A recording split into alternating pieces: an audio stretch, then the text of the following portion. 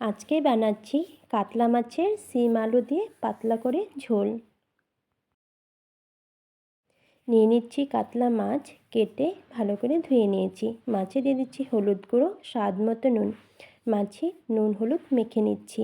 মাছে নুন হলুদ মাখানো হয়ে গেছে, কড়াইতে দিচ্ছি সরষের তেল। তেল গরম হয়ে গেছে, নুন হলুদ মেখে রাখা মাছগুলো এখন ভেজে নিচ্ছি।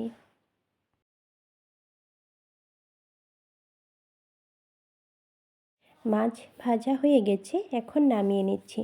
কড়াইতে দিচ্ছি সরষের তেল। তেল গরম হয়ে গেছে, এখন ভেজে নিচ্ছি আলু। আলুতে দিয়ে দিচ্ছি হলুদ গুঁড়ো, দিয়ে দিচ্ছি সামান্য একটু নুন। নুন হলুদের সাথে আলু খুব ভালো করে ভেজে নিচ্ছি। আলু ভাজা হয়ে গেছে, এখন নামিয়ে নিচ্ছি।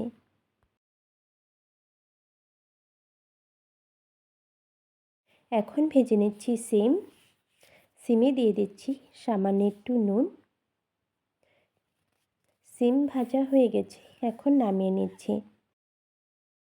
কড়াইতে দিচ্ছি সরষের তেল। তেল গরম হয়ে গেছে, ফোড়নে দিয়ে দিচ্ছি গোটা জিরে, জিরে বাটা, শুকনো লঙ্কার গুঁড়ো, হলুদ গুঁড়ো।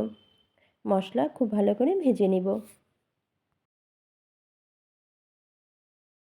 এখন দিয়ে দিচ্ছি ভেজে রাখা সিম, আলু। মশলার সাথে সিম আলু একসাথে খুব ভালো করে ভেজে নিচ্ছি। মশলার সাথে সিম আলু ভাজা হয়ে গেছে, দিয়ে দিচ্ছি জল। ঝোল ফুটে গেলে দিয়ে দেব ভেজে রাখা মাছগুলো।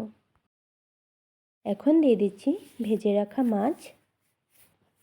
মাছ দিয়ে আবারও কিছুক্ষণ ঝোল ফুটিয়ে নিব।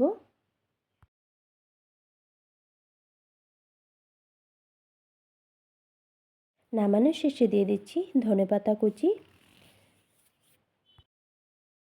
শিম আলু দিয়ে কাতলা মাছের পাতলা ঝোল হয়ে গেছে, নামিয়ে নিচ্ছি।